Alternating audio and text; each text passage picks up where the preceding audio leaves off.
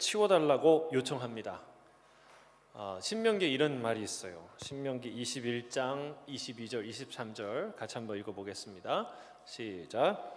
사람이 만일 죽을 죄를 범함으로 내가 그를 죽여 나무 위에 달거든 그 시체를 나무 위에 밤새도록 두지 말고 그날에 장사하여 내 하나님 여호와께서 내게 기업으로 주시는 땅을 더럽히지 말라. 나무에 달린 자는 하나님께 저주를 받았음이니라. 아멘. 죄를 지어서 나무 위에 달려 사람을 처형하게 하면 그 나무 위에 밤이 새도록 두지 말아라.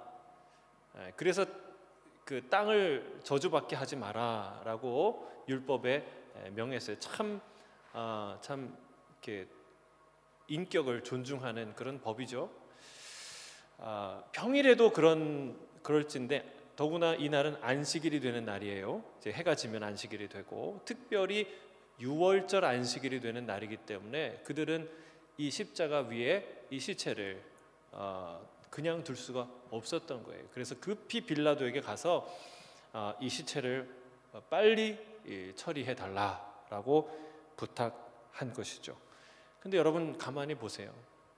이들의 태도와 행동이 얼마나 위선적입니까? 그들이 보통 죄를 짓고 있는 게 아니잖아요.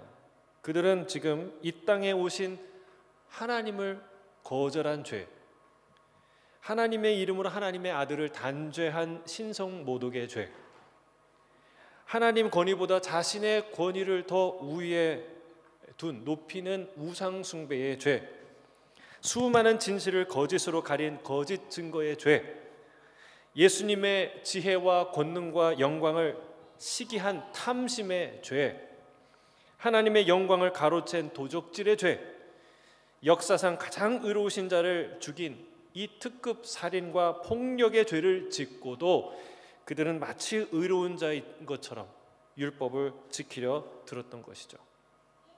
참 낙타는 삼키고 하루살이를 걸러내는 이 아이러니한 모습이 성경에 나오는데 이게 우리의 모습이다. 여러분 대단한 실수는 그냥 쓱 지나가는데 작은 실수 가지고 서로 물고 뜯고 그러지 않습니까? 우리의 이 위선적인 모습이 성경 그대로에 드러나 있는 거예요. 또 주님께서 당하신 굴욕의 모습을 보십시오. 그들이 뭐라고 얘기합니까? 이 시신을 치워달라. 지금 자기가 죽여놓고서 시신을 치워달라. 여러분 치운다는 표현은 어디서 씁니까? 뭐 할 때 써요? 쓰레기 치울 때, 하찮은 것 정리할 때 쓰는 표현이에요. 뭐 먹어 치우다, 쓰레기를 치우다 이러잖아요. 여러분 주님은 죽기까지 순환을 당하셨는데 죽으신 후에도 굴욕을 당하십니다. 그는 땅에 던져지고 버려져서 무참히 짓밟혀진 장미꽃과 같은 그런 모습이 되셨습니다. 사랑하는 성도 여러분, 이 모든 걸 누굴 위해서 당하신 순환이요 굴욕입니까? 여러분 이게 중요해요. 예수님 고생하셨네. 참 슬프다. 여러분 그게 아니에요. 이게 누구를 위해서 십자가에서 그 고난을 당하셨느냐가 포인트예요. 여러분 저와 여러분을 위해서 죽으신 줄로 믿습니다. 이 수욕과 굴욕을 당하신 거예요. 자, 32절 33절 같이 읽겠습니다. 32절 시작. 군인들이 가서 예수와 함께 못 박힌 첫째 사람과 또 그 다른 사람의 다리를 꺾고 예수께 이르러서는 이미 죽으신 것을 보고 다리를 꺾지 아니하고. 군인이 유대인들의 요청대로 다리를 꺾죠. 자, 이 일은 사실은 고통과 죽음을 촉진하는 행위입니다. 사실은 십자가 위에서 세 군데 못이 박히잖아요. 양 팔과 그리고 양 발을 포갠 발등에 못이 박히는데 그렇게 박히면 이 몸이 앞으로 또 아래로 쏠리면서 호흡하기가 곤란한 아주 어려운 상황이 되는 거예요. 그나마 그 박힌 못 때문에 발은 조금만 움직여도 조금만 숨 쉬려고 움직여도 쇼크가 올 정도의 충격이 오지만 그래도 그나마 그 발이 있기 때문에 하중을 감당해서 숨을 쉴 수가 있는 거예요. 고통스럽지만. 근데 그 망치로 그 다리를 뼈를 때려서 부러뜨리면 뼈가 부러지는 고통은 물론이고, 여러분 양팔로는 그 체중을 지탱하기 어렵기 때문에 그렇지 않아도 고통스러운 이 호흡 곤란이 질식 상태가, 쇼크 상태가 더 크게 온다는 거예요. 그리고 쉽게 더 빨리 질식사에 이르게 되는 것이죠. 군인들은 두 사람을 아직 숨이 붙어 있는 것을 보고 그 다리를 다 꺾습니다. 그런데 예수님을 확인해 보니까 이미 돌아가신 거예요. 다리를 꺾을 필요가 없었던 것이죠. 여러분, 의심의 여지 없이 주님은 완전한 죽음을 당하셨습니다. 이게 중요한 것은 그 당시에 초대교회에 많은 이단들이 있었는데 예수님이 안 죽었다는 거예요. 하나님이 어떻게 죽냐? 십자가에서 죽은 척 하신 거다. 또 수많은 사람들이 예수님이 기절한 것인데 제자들이 살아난 것을 잘 케어해 갖고 다시 살아난 거다. 이런 소리를 한다는 거예요. 근데 여러분, 진짜 마리아의 집에서 또는 요셉의 집에서, 베드로의 집에서 이런 일이 있었다. 예수님이 돌아가셨는데 살아나셨더라. 이렇게 기록했으면 수많은 사람들이 뭐라 그랬을까요? 그거 제자들이 하는 얘기야. 이랬겠죠.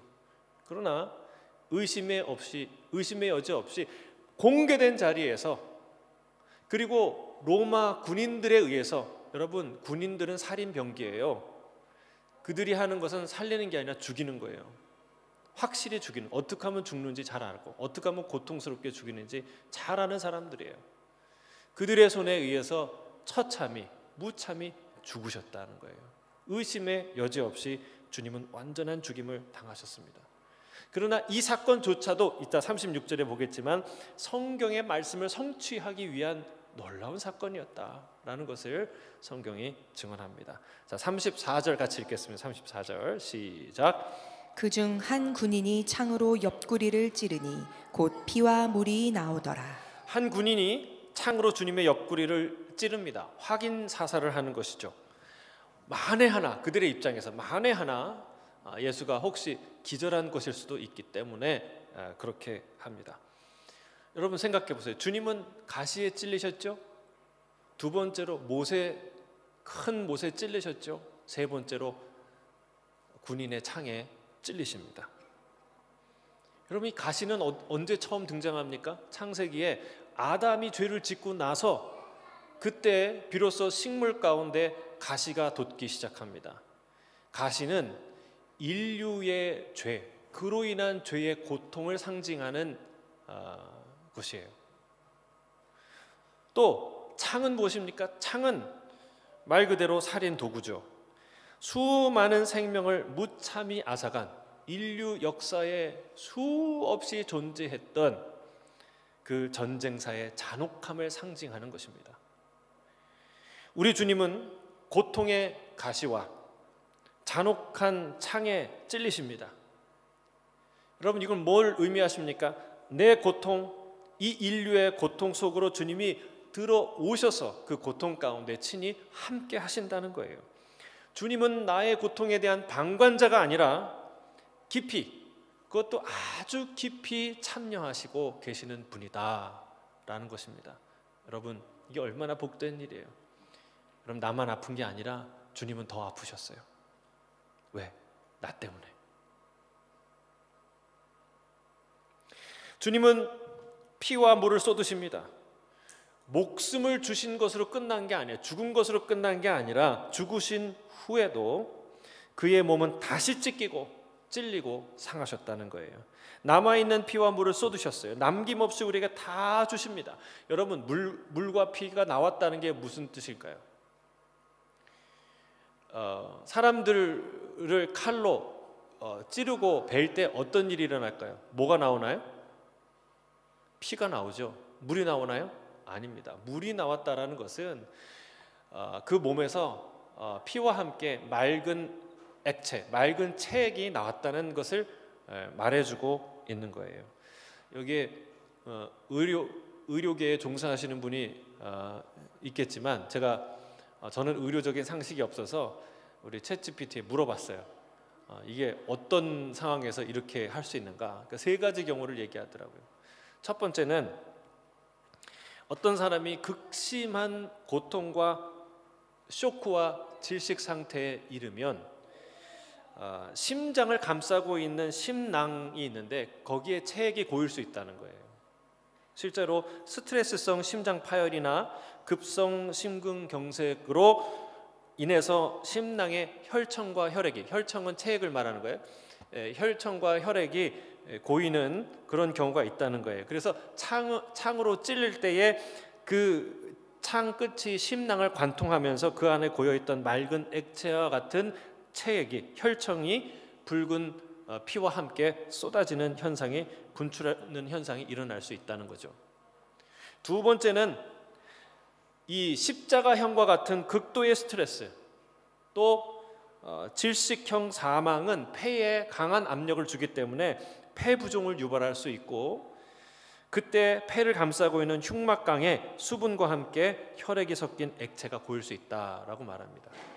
또 세 번째는요, 죽음 이후에는 일정한 시간이 지나가면 혈액이 응고되잖아요. 그러면 자연스럽게 붉은 혈구층과 맑은 혈청층으로 나뉠 수 있다고 해요. 그래서 제가 챗GPT한테 물어봤어요. 그럼 적절한 시간은, 이 적당한 시간이란, 일정한 시간이란 얼마나 돼? 그러니까 2시간 내지 3시간이 지나면 그런 응고가 시작되고 6시간 정도가 지나면 그런 현상이 일어난다는 거예요. 근데 예수님이 12시에 십자가에 못 박히시고 3시에 운명하시고 6시에 해가 졌어요. 그 전에 십자가에서 내려와서 장사까지 다 치러졌거든요. 그러니까 예수님은 세 번째 해당하지는 않고 두 번째 혹은 첫 번째 해당하는 그런 상황이에요. 그러니까 이게 뭘 뜻하는 건가? 의학적으로, 생물학적으로 예수님이 상상할 수 없는 극도의 스트레스와 고통과 쇼크와 질식에 직면했다는 것을 증언하고 있다는 사실이에요.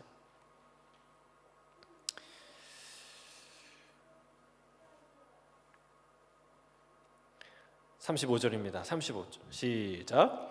이를 본 자가 증언하였으니 그 증언이 참이라. 그가 자기의 말하는 것이 참인 줄 알고 너희로 믿게 하려 함이니라. 이것은 직접 목격한 자의 증언이라고 언급해요. 그리고 그 증언은 참되다.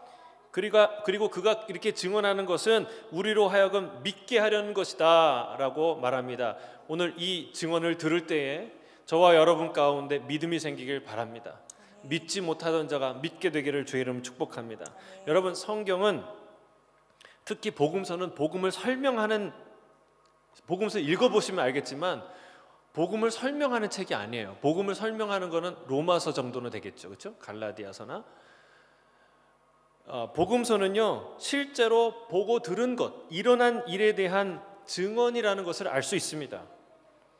그들은 주님께서 십자가의 고통 속에서 돌아가시는 그것을 직접 보았고, 그 시체가 훼손되고 찢겨지고 상하는 것을 보았고, 그의 몸에서 피와 물이 쏟아지는 것을 직접 봤다는 거예요. 그렇습니다. 기독교는 뭐의 종교예요? 증언의 종교예요. 증언의 종교. 어떤 종교적 사상을 만들어내기 위해서 그럴듯한 멋있는 얘기를 꾸미고 지어낸 게 아니라는 거예요. 성경은 이 세상에 실제로 일어난 일, 그리고 하나님이 우리를 위해서 행하신 그 일에 대한 생생한 목격담이 바로 성경입니다. 여러분, 본 그대로 말하는 게 쉬울까요? 아니면 막 창작해서 말하는 게 쉬울까요? 뭐가 쉬워요? 네? 있는 그대로 말하는 게 쉽죠. 본대로 말하는 게 제일 쉽잖아요. 근데 그 증언이 뭐가 대단해요? 뭐가 위대해요? 뭐가 어려워요? 근데 사랑하는 성도 여러분, 이 증언은 대단히 위대하고 대단히 어렵고 대단히 아름다운 거예요. 우리가 로마서를 지금 큐티하고 있잖아요. 예? 로마서 8장을 넘어서 9장, 10장 거기 가서 뭐라고 얘기를 하고 있어요? 아름답도다, 주의 복음을 전하는 자의 발이요. 여러분, 전하지 않는데 어떻게 들어요? 듣지 않았는데 어떻게 믿어요? 믿지 않는 이름을 어떻게 불러요? 그 예수님의 이름을 부르지 않고 어떻게 구원을 얻겠냐는 거예요. 여러분, 제일 중요한 게 뭐예요? 이 복음을 증언하는 그 증언자의 증언은 너무나 아름답다는 거예요. 위대하다는 거예요. 여러분, 선교지에 가면 그걸 느껴요. 이 위대한 증언을 있는 그대로 말하는 게 얼마나 아름답고 위대한 일인지, 이 일을 통해서 어떤 변화들이 일어나는지를 여러분 우리는 생생하게 목격하게 됩니다. 수많은 자들이 그 증언을 가로막았습니다. 그래서 위험해요. 그래서 어려워요. 그 증언을 멈춘 자는 보상을 받았지만 멈추지 않고 그 증언을 계속한 자들은 상상할 수 없는 위협과 박해를 받았습니다. 그들은 목숨을 걸고 증언해야 했습니다. 지금도 마찬가지예요. 지금도 마찬가지예요. 우리가 기독교를 이렇게 감시하고 제한하는 그런 지역에서 이 사역을 펼치다 보니까 그런 게 피부로 와닿는 거예요. 지금도 그거는 비유할 수 없는 북한과 에리트리아 그 수많은 이슬람권에서 지금 박해받고 있는 크리스찬들의 박해는 상상을 초월합니다. 지금도 세계 곳곳에서 가장 박해받는 종교가 기독교라는 거예요. 왜요? 본 것을 말하지 않을 수 없고 진실을 부인할 수 없기 때문에 그렇습니다. 사랑하는 성도 여러분, 자, 여기서 진실을 알고자 하는 사람들은 잘 들으셔야 돼요. 신실한 증언은 그 진실의 여부를 가리는 가장 중요한 단서가 된다는 거예요.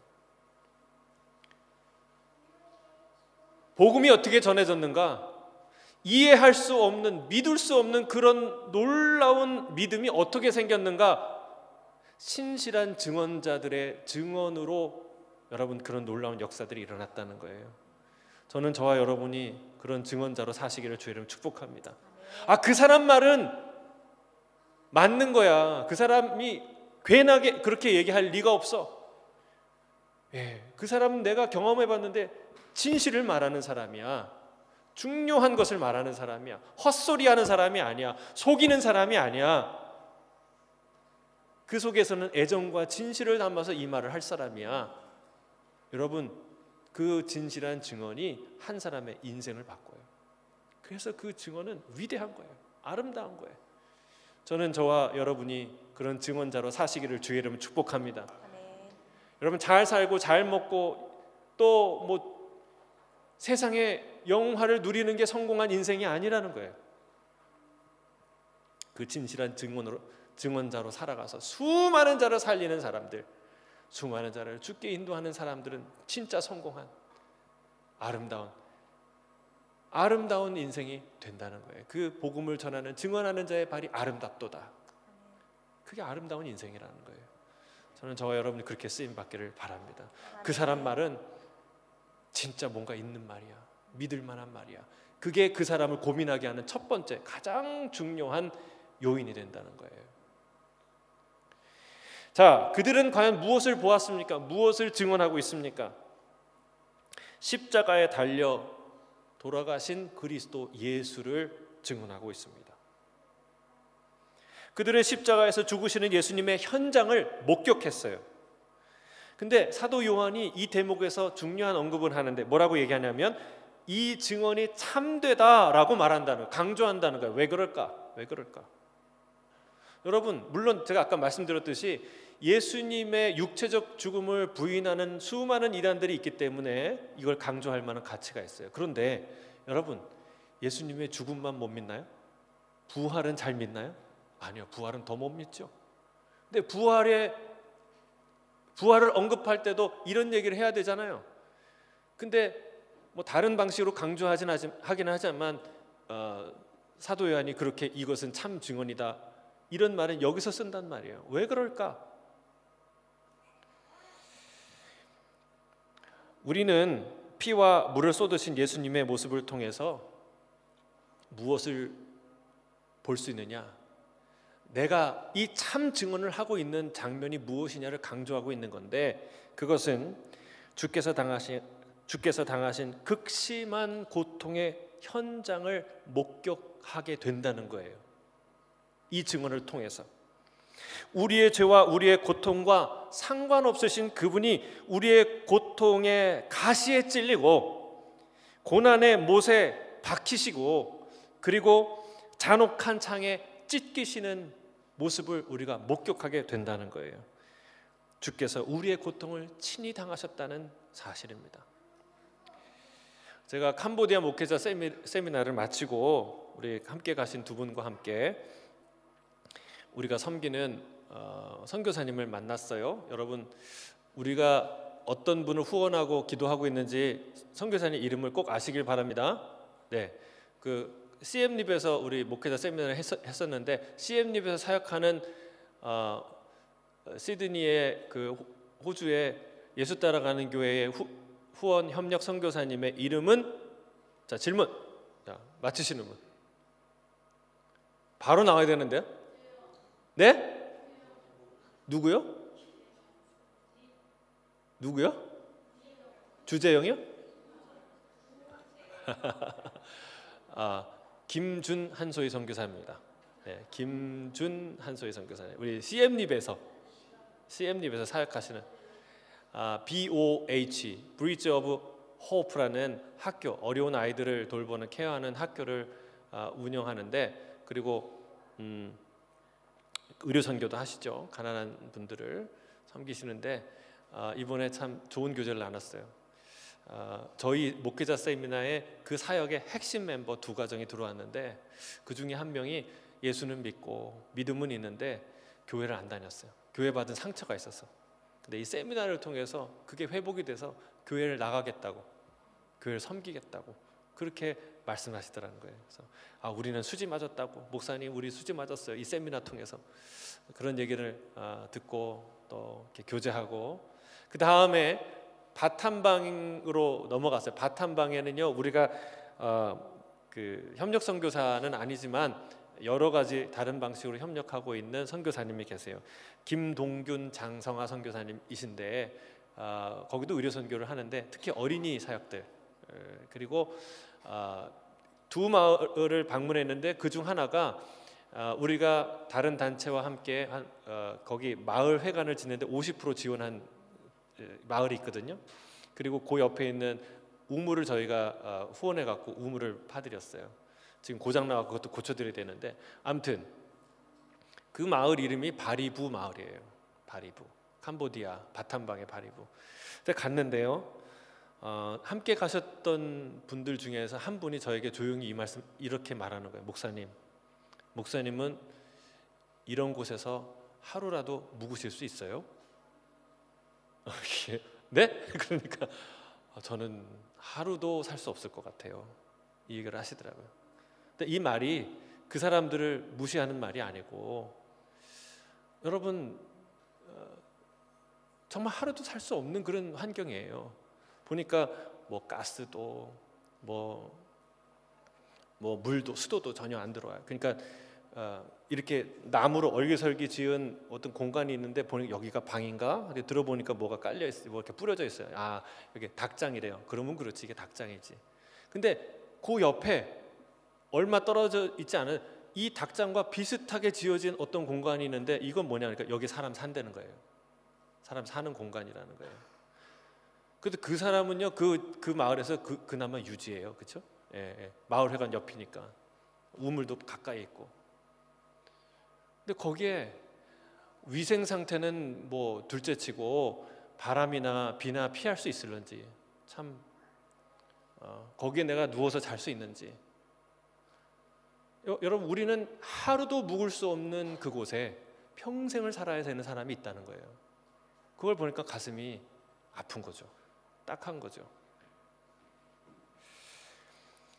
여러분, 그런데 우리는 거기서 아무것도 안 한 거예요. 사실은 그들의 삶의 고통을 다 알지도 못하고 그들의 고통에 참여한 것도 아니고 그저 잠시 방문한 손님이었어요.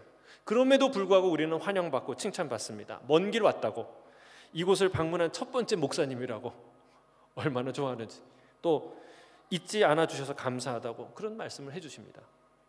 환영도 사랑도 대접도 다 그분들이 해주셨는데 칭찬은 우리가 받는 거예요. 참 이상하죠. 만약에 우리가 바리부 마을의 주민이었다면 주님이 어떻게 하셨냐는 거예요. 잠시 방문했다가 가시는 분이 아니라 불쌍하다고 동정하는 그 동정 자체가 얼마나 아름다워요. 사랑하고 불쌍히 여기는 마음 자체가 아름다워요. 근데 그 불쌍히 여기는 정도가 아니라 그 마을 사람으로 태어나셔서 그 마을 사람들과 함께 먹고 자고 그 고통을 다 누리셨다는 거예요. 여러분, 이런 사랑보다 더 위대한 사랑이 있나요? 그걸 증언하고 있는 것이죠. 지금 주님은 십자가에서 피와 물을 쏟으셨습니다. 주님은 우리의 고통을 관찰하지 않고 관찰만 하지 않고 불쌍히 여기는 것도 참 감사한 일이지만 불쌍히만 여기지 않고 우리의 고통 속으로 들어오셔서 그 고통을 짊어지십니다. 우리가 동의하든 여러분이 동의하든 동의하지 않든 주님은 그런 일을 하셨어요.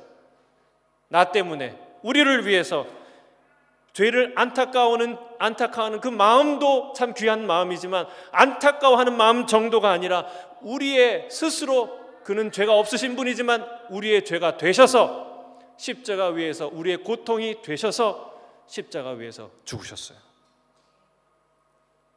이 장면에서 이게 사실이라고 증언하는 거예요. 그리고 이 대목에서 우리는 이 말씀을 기억해야 해요. 그리고 영원히 이 말씀을 마음에 새겨야 돼요. 같이 읽겠습니다. 로마서 8장 32절이에요. 여러분, 영원히 마음에 새기셔야 됩니다.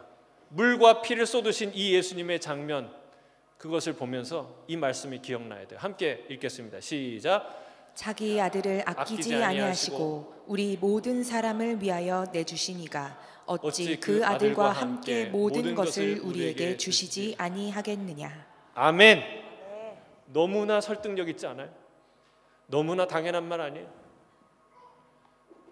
여러분, 그 아들을 우리 모든 사람을 위하여 아끼지 않고 주신 이가 어찌 그 아들과 함께 모든 것을 주시지 않겠느냐. 여러분, 아들이 귀해요? 모든 것이 귀해요?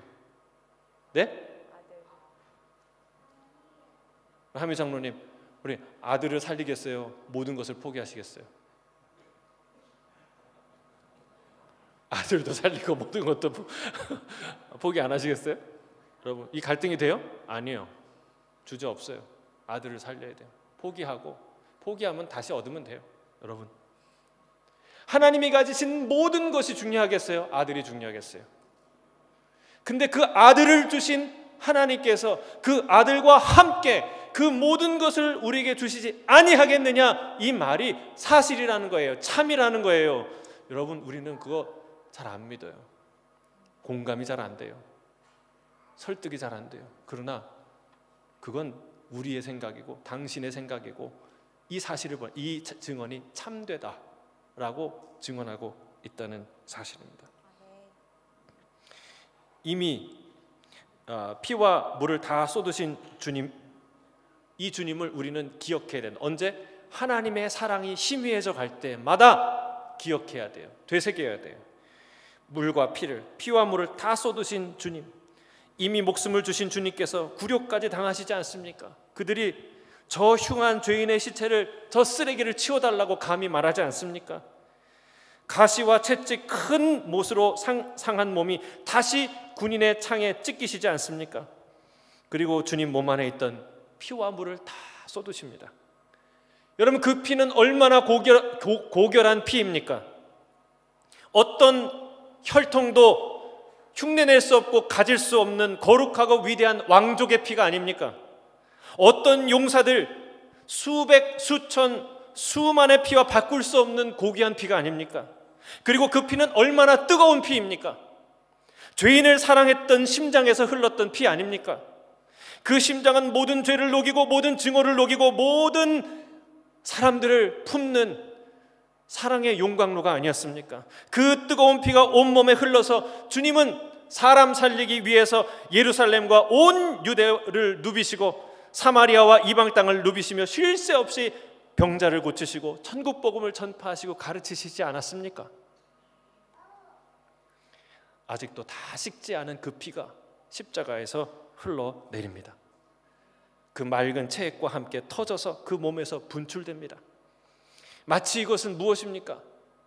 모세가 하나님의 말씀을 따라 지팡이로 반석을 쳤을 때 그 무리바 반석에서 샘물이 솟아나서 그 물로 모든 민족이 다 먹고 마시고 모든 가축이 다 먹고 마시고 살아나는 그 물과 같지 않습니까?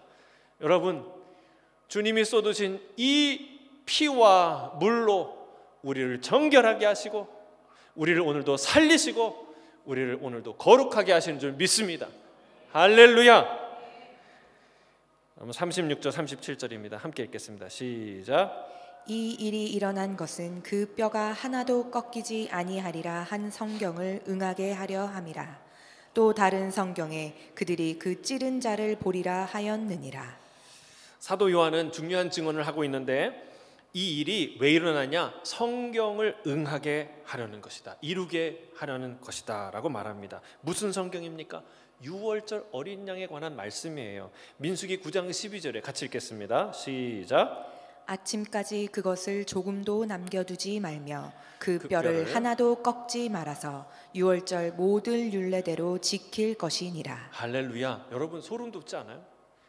출애굽 당시에 이미 수천 년 전에 출애굽의 역사를 할 때 어린 양의 피로 문설주에 발라서 그들을 살리실 때 무엇을 생각하셨습니까? 수천 년 후에 내 아들을 보내어서 그 피로 그 안에 거하는 모든 자를 살리리라. 여러분, 이 계획을 하나님이 하셨다는 사실이에요.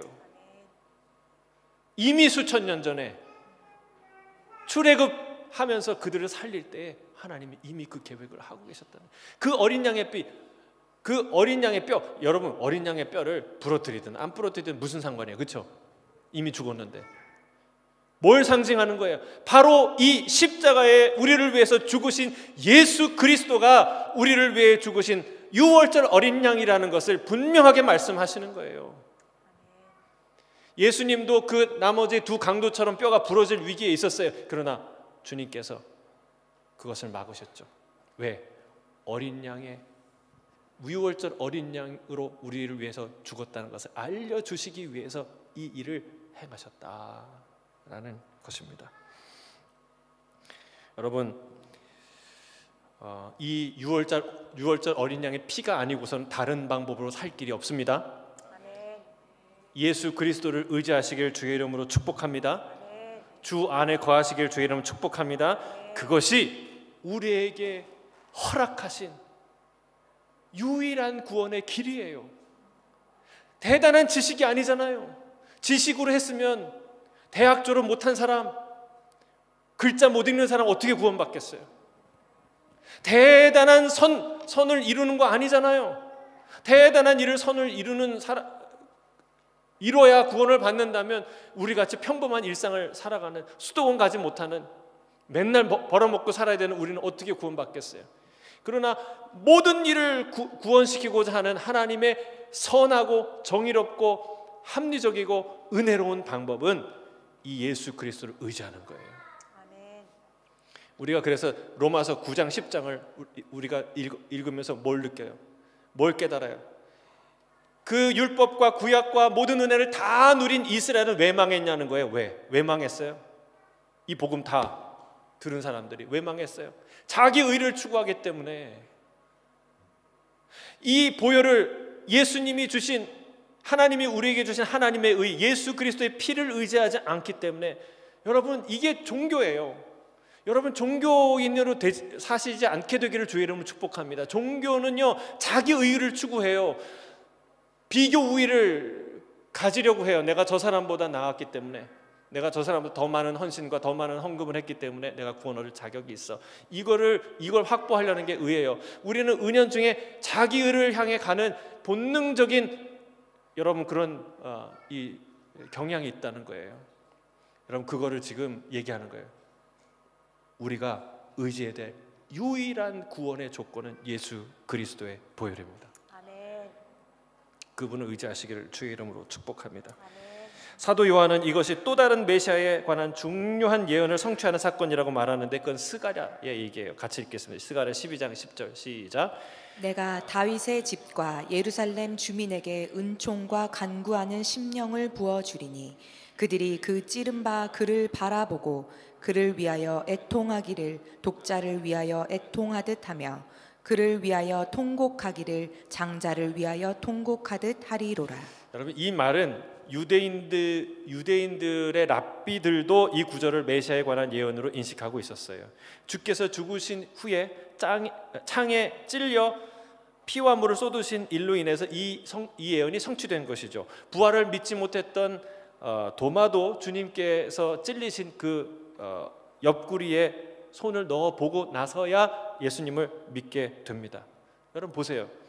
모든 성경이 나사렛 예수를 그리스도라고 증언합니다. 이 십자가에서 창에 찔리신 일은 그가 메시아이심을 알려주는 확실한 마지막 퍼즐이 된 것이죠. 여러분, 그리고 사도 요한은 요한계시록에 이것을 다시 언급합니다. 자, 요한계시록 1장 7절에 같이 읽겠습니다. 시작. 볼지어다 그가 구름을 타고 오시리라. 각 사람의 눈이 그를 보겠고 그를 찌른 자들도 볼 것이요 땅에 있는 모든 족속이 그로 말미암아 애곡하리니 그러하리라. 아멘. 할렐루야. 우리 주님은 다시 오십니다. 반드시 오십니다. 여러분, 영화를 상영할 게 아니면 왜 찍어요? 그 수많은 영화 배우들이, 스태프들이 그 많은 돈과 시간을, 노력을 투자해 왜 찍을까요? 상영하려고. 여러분, 예수님이 왜 물과 피를 쏟으시며 십자가에 죽으셨나요? 지금도 베트남, 캄보디아, 한국, 시드니를 오가면서 왜 이런 일들을 하시나요? 여러분, 이 역사는 지금도 이 영광스러운 순간을 향해 가고 있어요. 주님 다시 오시는 날, 그를 찌른 자도 볼 것이고 그를 기다리는 모든 자들도 보게 될 것입니다. 근데 그 찌른 자들은 뭐예요? 뭐 한다고 그랬어요? 애통한다, 운다. 왜 울까요? 만왕의 왕 만주의 주를 찔렀으니까. 어리석은 다섯 처녀처럼 등불을 준비하지 못했으니까.